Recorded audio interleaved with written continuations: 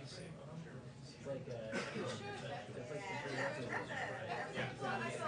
maybe too. Are you doing the sequel? Not doing it. Well, high school or maybe can't do it. It's true. It's true. It's hard enough to do more. I just saw it now. Actually, just like post and check in. I haven't been able to. The people who look them up, I, as a former Yeah. Well, because they need to Because he's standing in listening to see if Ryan says anything. You almost have it. New York Key, so it's like hard. I guarantee that the men that the Yeah, that was something where I was like, yeah. Although honestly, it turns out it's fun.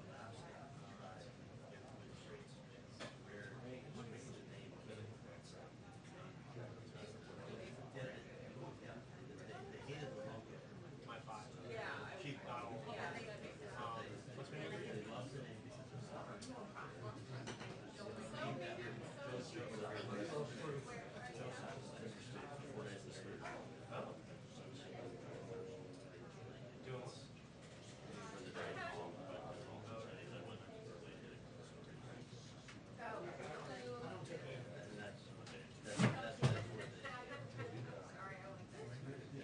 Like sitting in a triangle of light.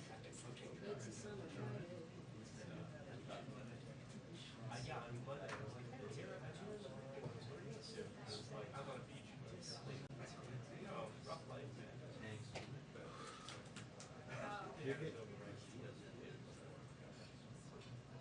You're gonna go back there. Yeah. Start learning to ride horses. Yeah.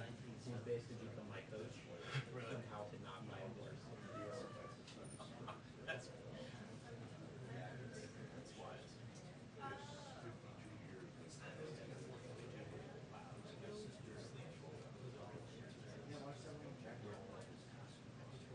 Like this.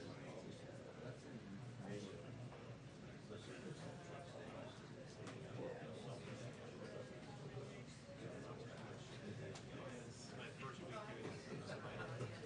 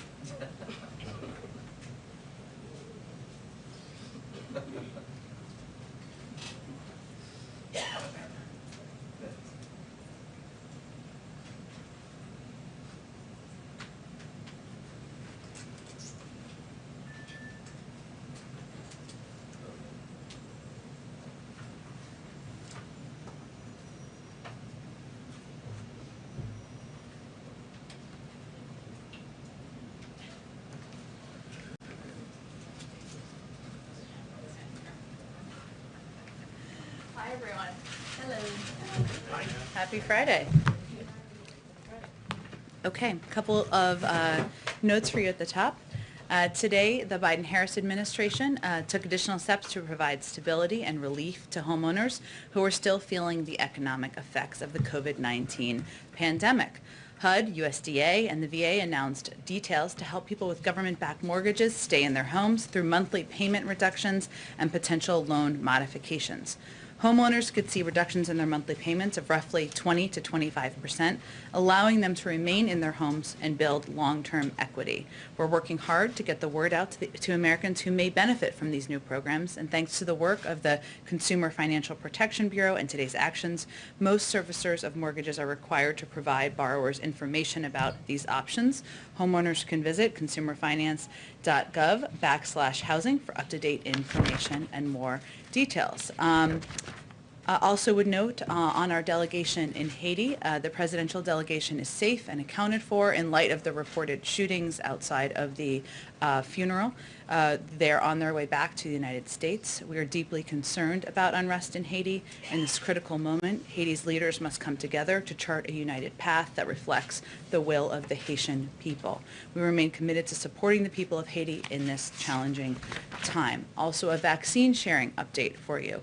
We shipped a record number of doses to a record number of countries this week. 22 million doses went out to 23 countries, including Guatemala, Senegal, Zambia, Niger, Gambia, El Salvador, Honduras, the Central African Republic, Cameroon, Lesotho, Panama, Vietnam, Georgia, Pakistan, Tanzania, Mozambique, Benin, Morocco, Tajikistan, Colombia, Madagascar, Liberia, and Eswatini. Our teams across the government are working to get more and more doses out every day, but this was a record week for our efforts to provide supply to the global community. Finally, a week ahead, on Monday, the President will host an event in the Rose Garden to celebrate the 31st anniversary of the Americans with Disabilities Act, which the President proudly co-sponsored as a senator. While we have much work to do to realize the full aspiration of the ADA, our country has made progress toward its goals of equality of opportunity, full participation, self-sufficiency, and respect for the 61 million Americans with disabilities.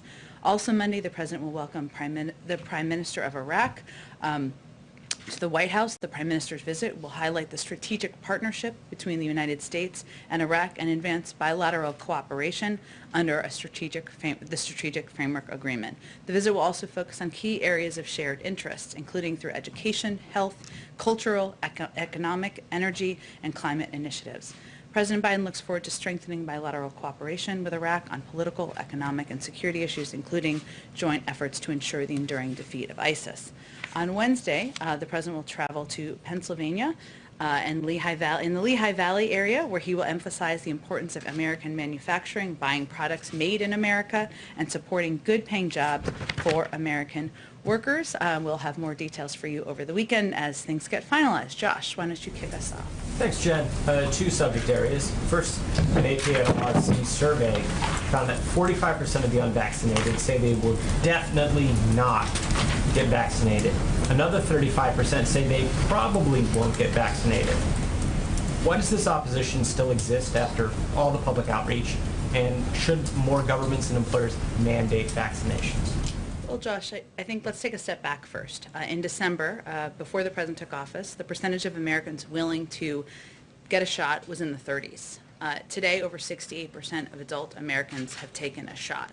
So what that shows you is that in a relatively short period of time, we've been able to influence a whole lot of people to change their mind, to take action, get a shot, save their lives and the lives of people around them. I'd also note that we've seen some encouraging data over the last couple of weeks. The 5 states with the highest case rates, Arkansas, Florida, Louisiana, Missouri, and Nevada, had a higher rate of people getting newly vaccinated compared to the national average. That is a good sign. This is the second week in a row. I noted this last week. Finally, in the past 10 days, more than 5.2 million Americans have gotten a shot. Now, there will be institutions, there will be private sector companies and others who make decisions about how to keep their communities safe. That's certainly appropriate, but I would just note that we're going to continue our efforts to go community by community, case by case, to convey the accurate information about the efficacy of vaccines. Gotcha. Secondly, the Taliban has said that as a condition for peace in Afghanistan, Ashraf Ghani has to be removed as president and a new negotiated government formed. Does the administration believe that that's in the best interest of the Afghan people and U.S. national security?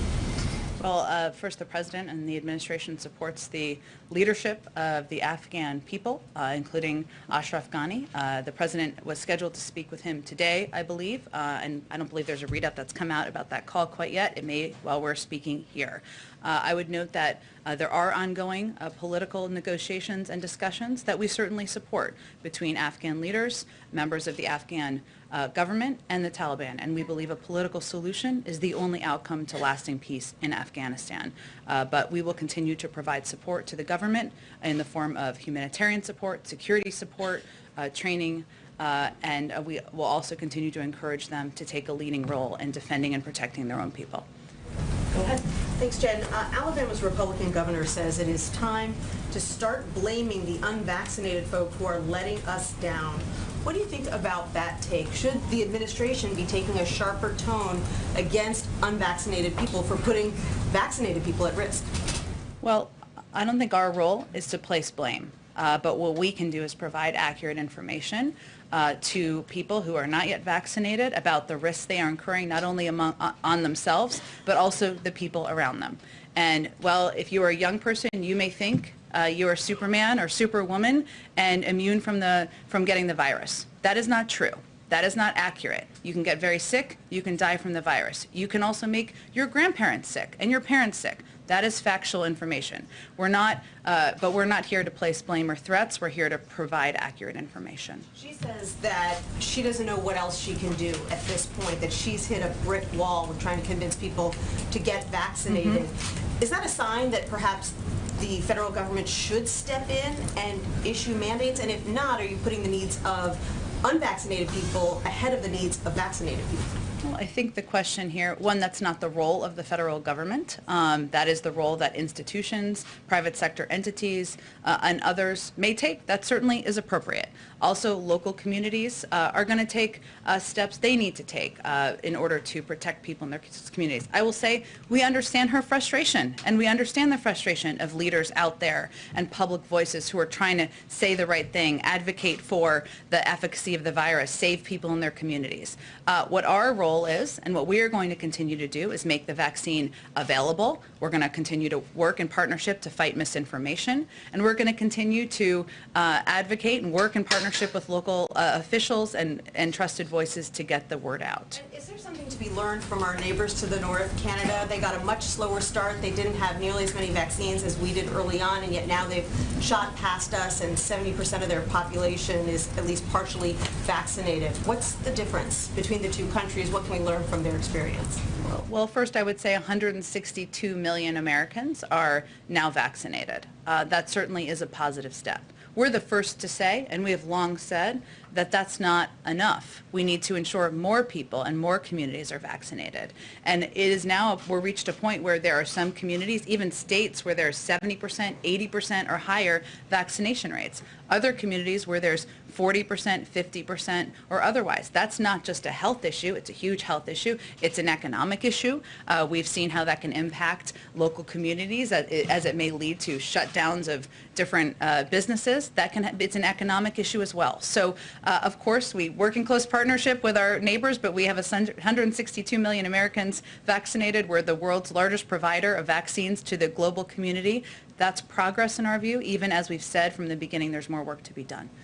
Go ahead. Thank you. About the economics of COVID that you just mentioned, now that daily doses administered of the vaccine are down below 300,000 for the first time since December, we've heard talk about maybe updating the mask guidance. Do you know if there's been any talk here about updating guidance to start shutting businesses down in places that have very low vaccination rates? No, there has not been, no. Okay. And then on crime generally, can I note, though, two things just for your public information purposes? One is that Well, we have seen, we don't look at 1 week of data as an indication of, as you know, we talk about weekly averages. We did see larger numbers of unemployment claims in areas where there are lower vaccination rates. It's not enough data to draw a conclusion. I'm just noting it for all of you. I would also note that on the American Rescue Plan, the way we design that is for the impact and the assistance that we're providing to communities across the country to be long-lasting, not to stop all in July or all in September. It extends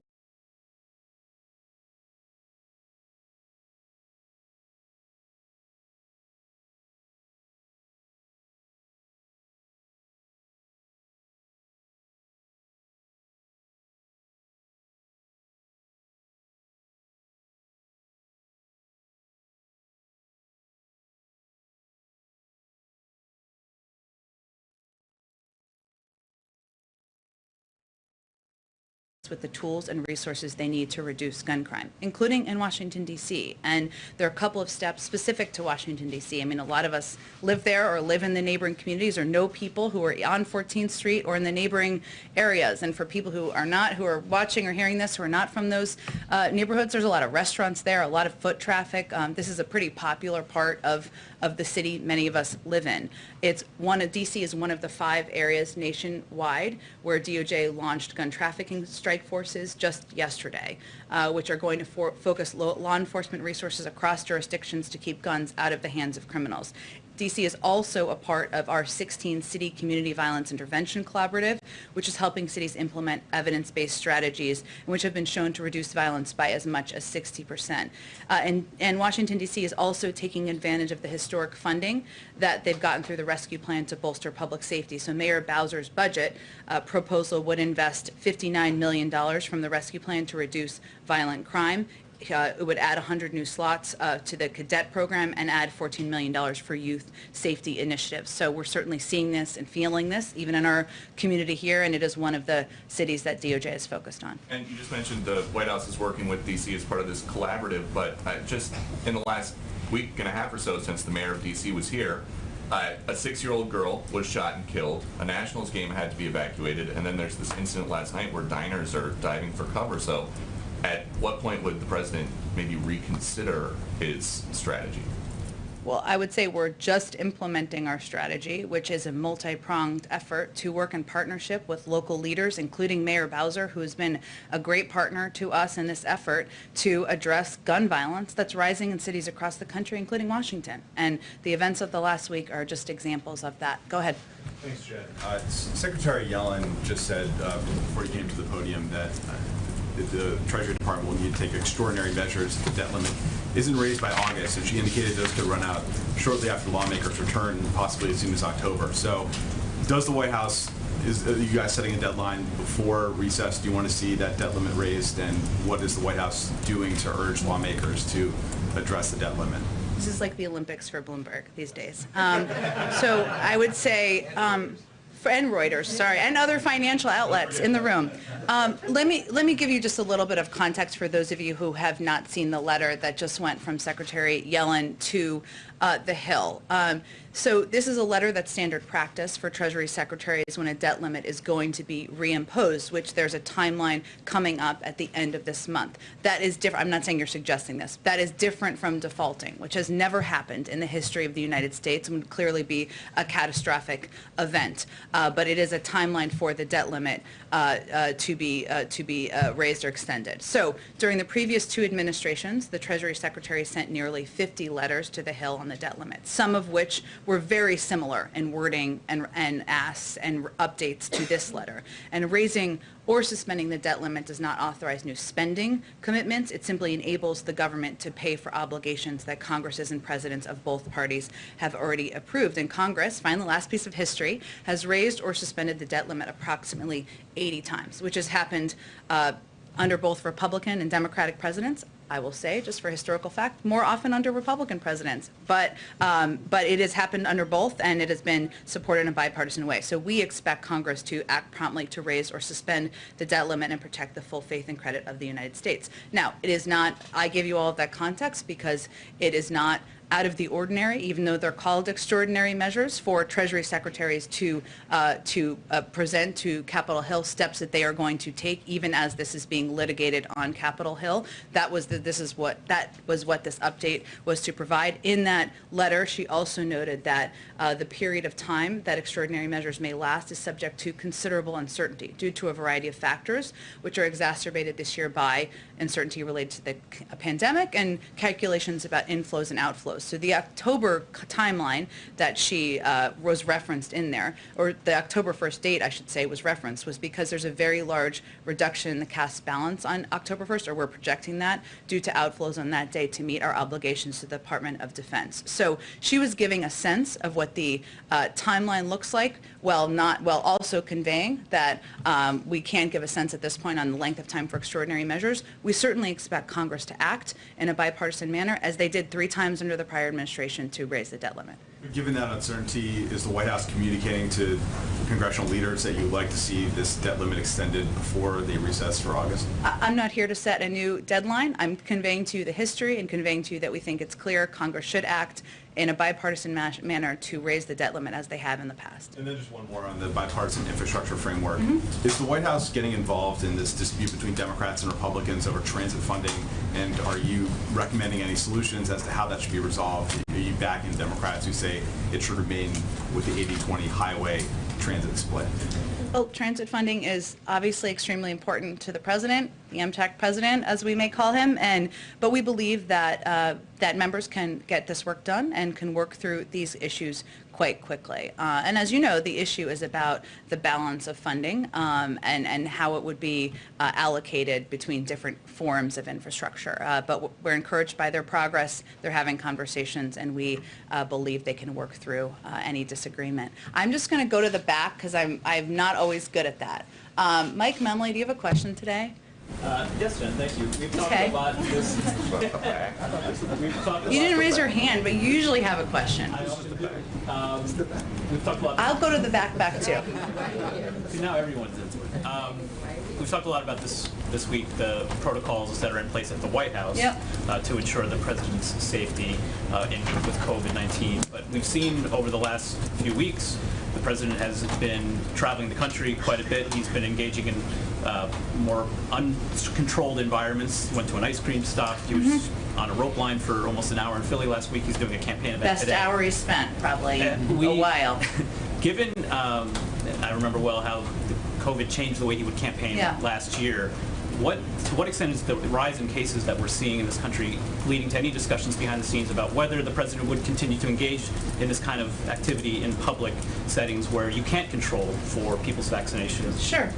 Well, first, we're always going to abide by public health guidelines. And right now, the public health guidelines continue to be that if you're vaccinated, and we expect them to continue to be, if you're vaccinated, you're very much protected from severe illness from the virus. And the president will continue to be a model in following those guidelines and also engaging with the public in a manner that, one, is his role as President of the United States and is certainly aligned with and appropriate according to those guidelines. As you all know, he has an event later this evening with future governor, maybe former governor Terry McAuliffe in Virginia, where he will be certainly engaging with people and with people of Virginia who are making decisions about their future leadership. But I expect he'll be engaging as he did at events last week. So nothing has changed about our approach or protocols over the past week or how you've seen him engage at the ice cream shop or at larger crowd events we've had. And then a question about infrastructure with some key votes coming up, obviously, next week.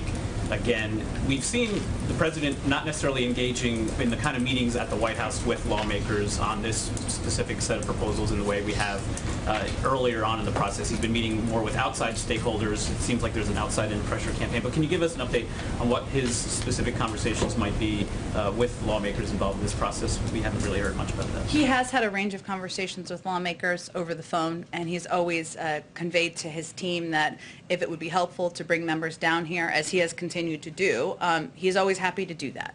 The door to the Oval Office is always open, and he is available and will be through the course of the weekend, but also through the coming pivotal weeks as we work to get the infrastructure package across the finish line in the Senate and also the reconciliation bill moving forward. Okay, we're going to go all the way to the very back. Todd Gilman, I see you somewhere there. Thank you, Jen.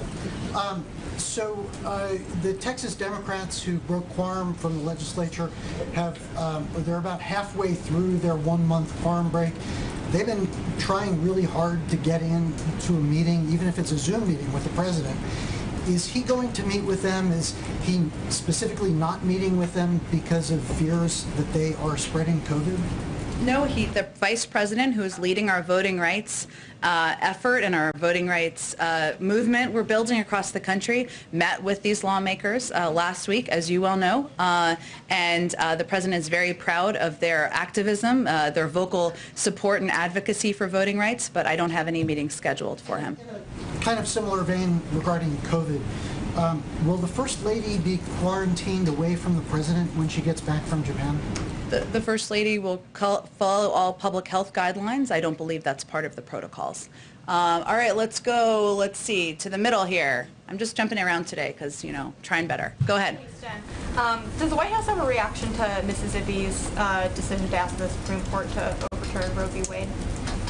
Well, certainly we are supporters, the president is a supporter of preserving Roe v. Wade. That is our position. In terms of a legal reaction, I would point you to the Department of Justice.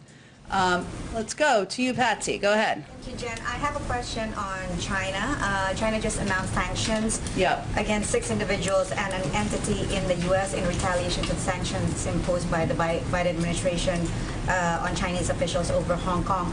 Do you think that this announcement will complicate or impact any plans for Deputy Secretary of State Wendy Sherman's visit to Tianjin? And is the administration concerned on the escalating sanctions, a potential escalating sanctions war? Well, first, I'm not aware of any changes to her planned trip, and certainly we discuss not only areas where we agree, but areas where we disagree when we have engagements in diplomatic meetings. In terms of the sanctions, we are aware, of course, of the reports that the PRC has imposed sanctions on several individuals and NGOs, including at least one official from the previous administration. We're undeterred by these actions when we remain fully committed to implementing all relevant U.S. sanctions authorities. These actions are the latest examples of how Beijing punishes private citizens, companies, and civil society organizations as a way to send political signals and further illustrate the PRC's deteriorating investment climate and rising political risk.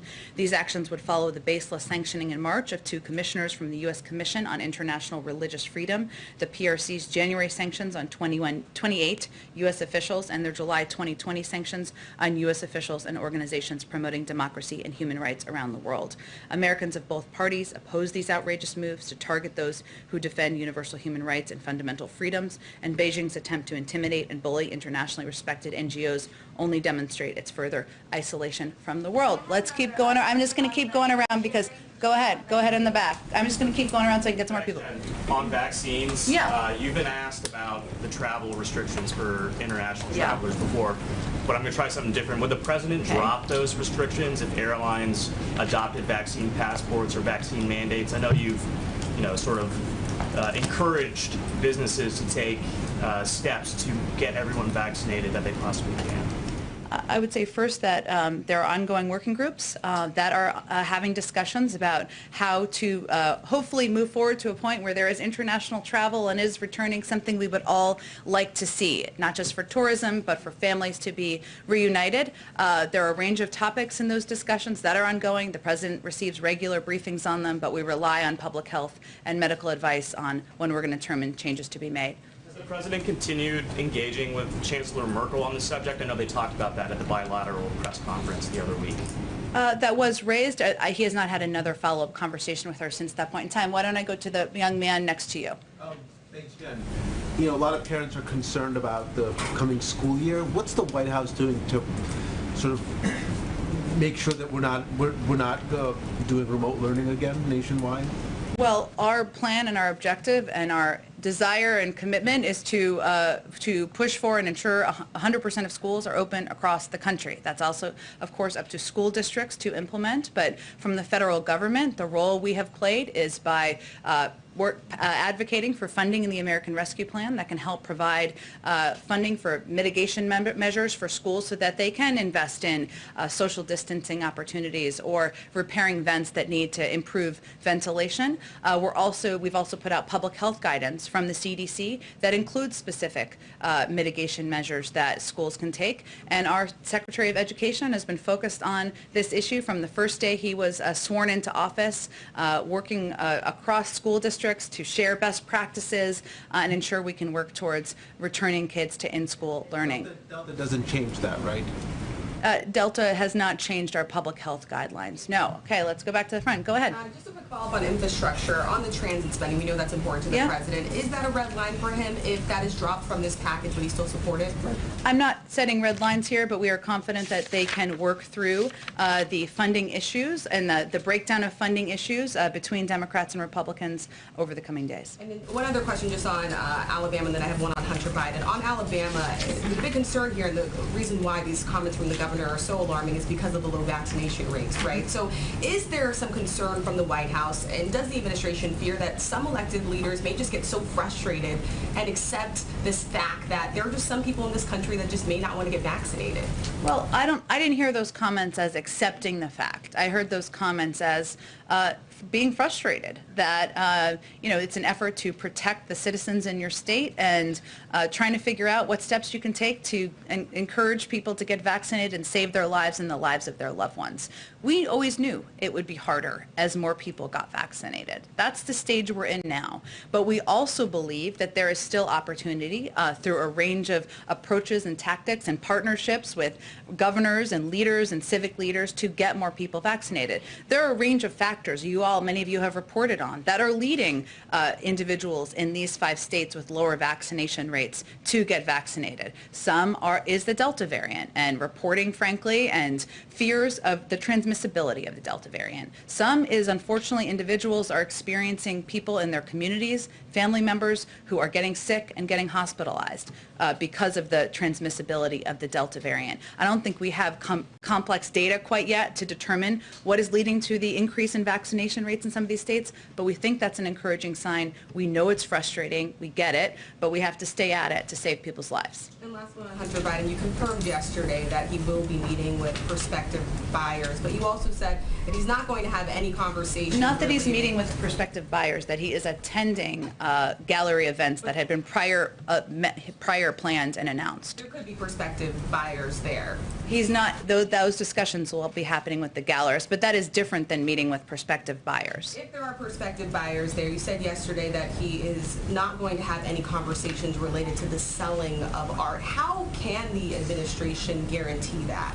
The selling of his art will all happen through the gallerists, and the names and individuals will be kept confidential. We will not be aware, neither will he be aware. Is there anything stopping anyone from directly telling, though, Hunter Biden that they're going to purchase his art, and if they do, the American people won't know who they are? He will not know, we will not know who purchases his art. Go ahead, Jeff. The president said yesterday that the 25-person COVID group is, quote, investigating every aspect of any change. What specifically are they doing, or is he looking for them to do in regards to the Delta variant? What information is he looking for them to bring back to him? You mean the CDC or discussions with our public health experts? I think what he was conveying, Jeff, is that he gets regular, weekly, if not more frequent, updates from his COVID team about what is happening with the virus, the rise of certain variants, including the Delta variant, and certainly steps that they suggest we take as a result. That's an ongoing process. That's not new. So I think he's, of course, looking for their updates and guidance on what the spread is, where we're seeing the spread, what impacts we're having, and any mitigation measures they recommend we take from a public health and data-driven perspective. On testing specifically, does the president believe that more testing should be done? It's fallen some 75% or so since November. What specifically do you think should be done, or does he think should be done on testing? He relies on the guidance of his health and medical experts. If they are advising that that is a factor, then certainly his role would be to advocate for expanding it if in his role as president, but that they obviously provide recommendations publicly as well. And final thing here, you said it's not your role to place blame, but a president has a remarkable ability to use the bully pulpit, pick up the telephone. It happens all the time with the corporations and things. What is he doing specifically with celebrities perhaps, or with business leaders like we saw the NFL this week, to use his power of the office to try and get some companies or groups to do mandates or make changes? Is he doing anything himself, reaching out like You mean this? aside from getting enough vaccine to make sure every American is vaccinated and donating more to the world than any other country, and ensuring we're expanding accessibility to pharmacies, to community groups, and giving $3 billion to empower local voices to get into local communities to get people vaccinated? I'd say that's a fair amount that he's done. But you've said several times that it's not the role of the government to essentially, talk to private corporations. But a president talks to corporations and leaders all the time. Certainly during the rescue plan when he was vice president, it happened all the time, talking to private corporations. If a corner is to be turned here on the hesitancy, is there anything that he believes that he personally can do among some different leaders, not giving a public speech, but that he can do? Well, first, I think I referenced the $3 billion because the most powerful and impactful role we've seen across the country from community to community is engaging, educating, and empowering those trusted local voices. We know the president, the vice president, Olivia Rodrigo, who we're very grateful to, and others have been out there advocating for the efficacy of the vaccine, and we're hopeful that's effective. And it can be, and he'll continue to do that. And we'll continue to look to partner with more voices and more creative, well-known individuals to elevate the issue of vaccine, of the effectiveness of the vaccine. But we've seen that actually local voices, people you may not know, who may not have a Twitter following, are actually the most powerful people in this fight, and we'll continue to empower and fund those efforts. Go ahead. Oh, Jeff, go ahead, and I'll go to Karen. Go ahead. Thank you, Jen. Pfizer says the U.S. government is purchasing another 200 million doses of its vaccine for children and for potential booster shots. Can you confirm the purchase, and can you say whether the thinking about the need for booster shots is crystallized within the administration? First, HHS has all the specifics, but yes, we have made that purchase. Here's the bottom line. We've always prepared for every scenario.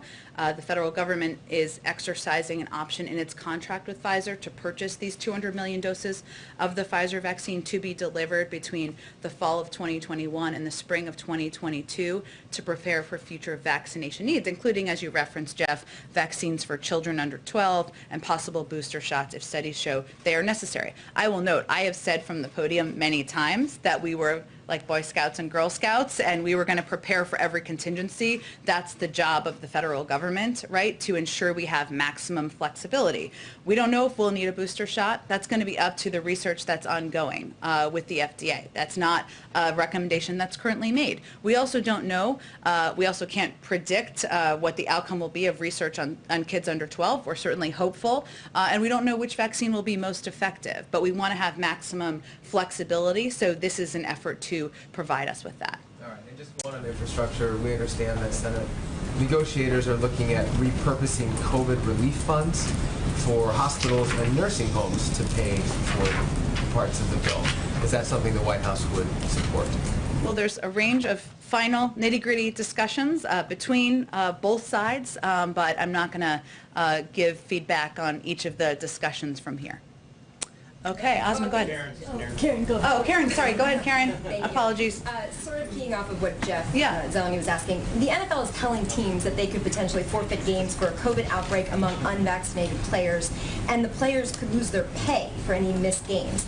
Does the administration support a policy where players, or more broadly, employees could lose pay if they are unvaccinated and cause a COVID outbreak at their place of work? Well, first, I'm not going to make a sweeping private sector conclusion here. What I will say is the NFL policy is making clear how they're going to proceed with their season. That's their role to do, right? We certainly believe the biggest takeaway is that getting vaccinated is our ticket back to normal, and that vaccines are effective and allow all of us a high degree of protection, importantly avoid hospitalization or death. So this is guidance they determined, the NFL, about how they're going to proceed with their season. That is their role to do. Model out from an organization that consults with the CDC, and it's predicting that the current surge in cases right now could continue until a peak in mid-October, with daily deaths potentially more than tripling where they are right now. What can the president do right now to prepare Americans for that possibility? We talked so much about the long winter last year. What about a potentially long fall? I think the president's role right now is to continue to encourage people to get vaccinated because it is incredibly effective in protecting them from serious illness, from death, from hospitalization, from the virus. That's the most powerful role he can play at this point in time. George, go ahead. This morning, the Cleveland Indians announced they're changing their name to Guardians, and it's already become an issue in the Ohio Senate race, and the former president just minutes ago attacked it. Any reaction by the president or the White House? We certainly support their change of name. We may be on the other side of the former president on that front, I would guess. I haven't seen his tweet or however he's communicating these days. Go ahead. Jen, two questions on the vaccine. First, you had mentioned yesterday that every individual at this White House has been, quote, offered a vaccine. So can you clarify, is the administration not mandating vaccines for White House staff? No, we have not mandated. Okay. And do you have a count, or can you offer any confirmation to us on the percentage of employees who are vaccinated? I'm not going to provide that. I will see if there's more information to provide. Can you offer any guidance then on how you're confirming vaccination status of employees? Well, they're vaccinated here in the White House Medical Unit for the most part. Go ahead. Kelly, I'm sorry, I'll come to you next. Two questions that I could. One, this administration has long claimed that you're trying to be the most transparent in history. If that's the case, why won't you just release the number of breakthrough cases that you've had of vaccinated staffers? Well, I think first we're in a very different place than we were 6 to 7 months ago as it relates to the virus. And as many medical experts have said, inside and outside of the government, those who are vaccinated are protected from serious illness. Most are asymptomatic if they are individuals who are vaccinated who get the virus. We are in a different place in terms of the impact of individuals who may have, as you said, breakthrough cases. Why not just provide the number? Are you trying to hide something? No, but why do you need to have that information? In case of transparency, the interest of the public, having a better understanding of how breakthrough cases work here in the White House. Well, first, there are the CDC tracks, and let me give you this information too. The CDC tracks across the country, of course, hospitalizations and deaths, as we have seen. They also do a great deal of tracking in cohorts and ensure that, so let me give you a little more information on this, which I think I don't know if hopefully it's of interest. So the way that, because people have asked this before, so the way the CDC is actively tracking breakthrough cases, there are tens of thousands of people across the country, of course, who are in what they call cohort studies, which the CDC is actively monitoring. For example, the CDC has a long-term care facility study where it is getting data from more than 14,000 long-term care facilities. CDC has a healthcare worker study where they monitor vaccinated healthcare workers who get tested with PCR tests every single week. And CDC also collects what they call passive surveillance, which is where hospitals provide CDC with data when they identify someone who is hospitalized but has been vaccinated. So there's a range of means our public health officials are tracking across the country, across DC, across any individuals here about who is vaccinated, who is getting the virus, getting hospitalized. Hopefully not. It remains a small percentage. And following up on the questions about Hunter Biden, as Art shows, are there any specific procedures you can tell us that are being put in place to ensure that these conversations remain, as you say, not about the sales? Will he get ethics training? Will he have to report afterwards about the conversations? Anything specific you can tell us about how you are monitoring this? Well, again, I think it is certainly a commitment that has been made by all parties involved. He is not involved in the sale or discussions about the sale of his art, and he will not be informed of the sale of his art and who is purchasing that art. That is a commitment that's been made, and we expect that all parties would abide by it. Go ahead, Kelly. I wanted to ask about the CDC tracking because, and you gave us some information just now, but as of May 1st, they stopped tracking breakthrough cases that did not result in hospitalization or death, with the exception of those kinds of tests that you just described. Should there be a more broader net on breakthrough cases? Would the President support that to get a better picture of breakthrough?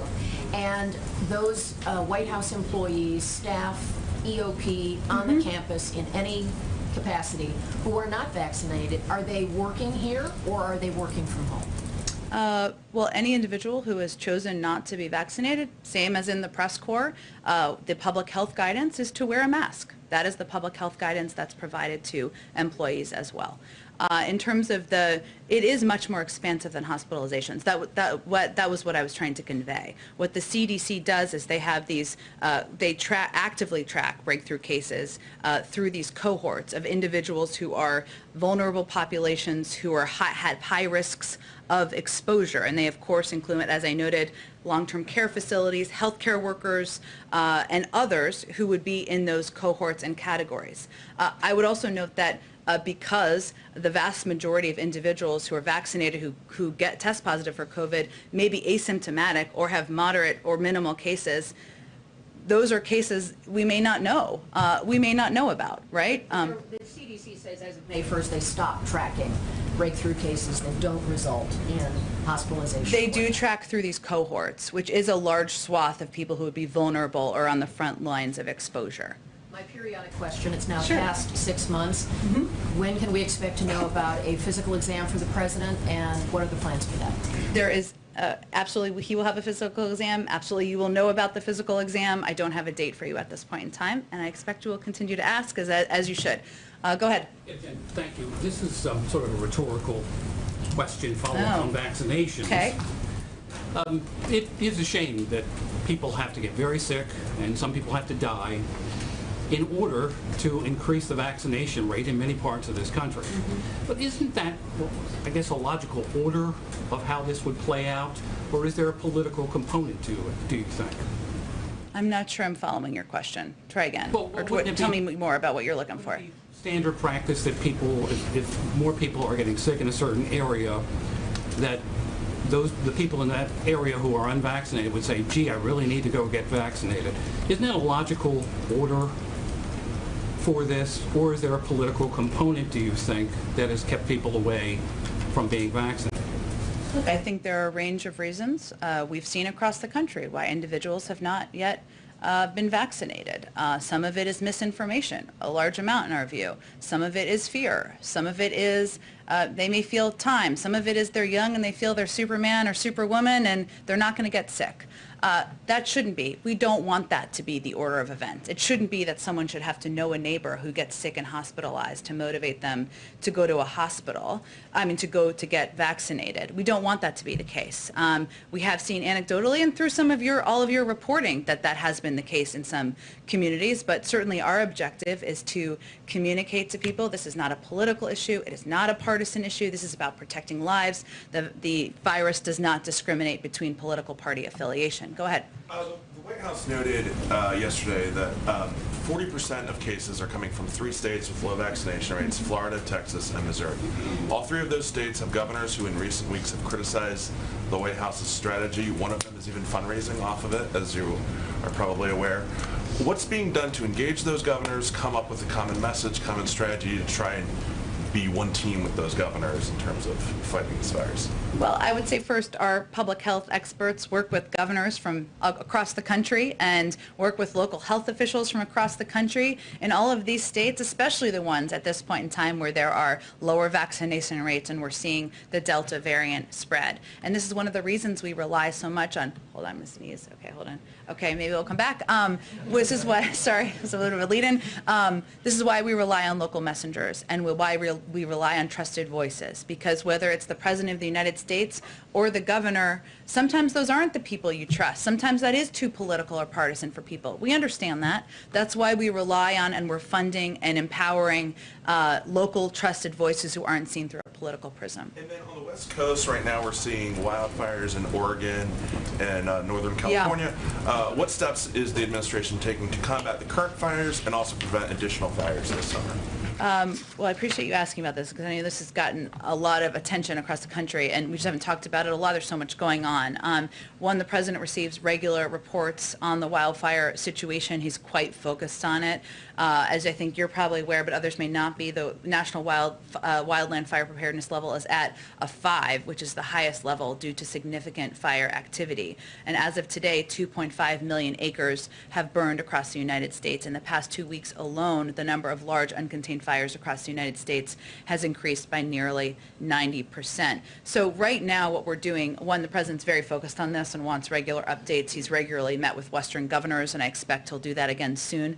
The FEMA administrator is visiting Idaho, Oregon, and California this week to meet with state, federal, and tribal partners and emergency groups about the worsening wildfire situation to coordinate response efforts and discuss how the regions are addressing climate change and ongoing resilience work. We are also closely coordinating with officials on the front lines to provide federal assistance as needed, including by recently approving fire management assistance grants for fire departments in Oregon, California, and Washington, which are where there's the collective threat to homes and major communities. And we are also continuing to monitor these fires from here. Again, the president receives regular updates, and he's quite focused on this. Go ahead. On Cuba, Congresswoman Salazar says that the administration could turn the internet back on for Cubans. We are quite focused and interested in restoring internet access to the people of Cuba, which we absolutely believe and agree, I would say, would provide information, would allow individuals to communicate, and we feel if we can get it done, that would be a great step forward and beneficial to the people of Cuba. Go ahead. Thank you, you mentioned at the top that Republicans had also increased the debt ceiling, and certainly, spending has been bipartisan for many years. I'm wondering what the president's long-term view of the country's balance sheets are, given that under current long-term CBO estimates, debt is never again expected to dip below 100% of gross domestic product, and then within 30 years it is projected to hit 202% of gross domestic product. Well, first I would say the president has proposed a way to pay for his proposals, which is something that is a fiscally responsible step. Some of his predecessors, the most recent one, did not do when he worked and advocated to support the passing of $2 trillion in tax cuts that did not bear out the financial benefit he promised, and also certainly added to the deficit. The president takes these issues seriously. He is focused on being a president who cares about the future of the next generations, and I think his actions have borne that out. And then a quick follow-up, there was a lot of discussion about masking the other day. This administration has always followed CDC guidance. If the CDC was to say we need to return to masking, would this administration follow suit? We're always going to follow the guidance of our health and medical experts. Go ahead.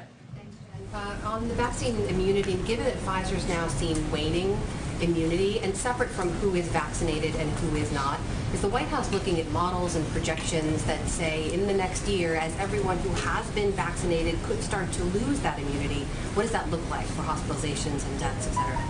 Well, first, I would certainly point to our health and medical experts to answer questions about future projections about the impact of waning immunity. I will say that as they look at this data and assess from the CDC and other public health entities in the government, they certainly talk to private sector companies like Pfizer, but that's only one source of data and engagement. They look at a range of data across the board as they make projections. So we really rely on their broad data and projections as we assess what the future looks like. Can I just follow follow up on Afghanistan as well. You mentioned continuing U.S. support. Does that include continuing military support? I mean, we've seen a number of airstrikes that the U.S. has launched on Taliban targets over the last 30 days. Could that continue past the end of the military mission at the end of August? I don't have anything on that for you. I'd certainly point you to the Department of Defense. But what I was communicating about was, over the coming weeks, we maintain our authorities, as you know, and we've provided a range of training and security assistance equipment to the Afghans and the leaders of Afghanistan as we transition to bringing our men and women home. Thanks so much, everyone. Have a great weekend. Thank you, Dan.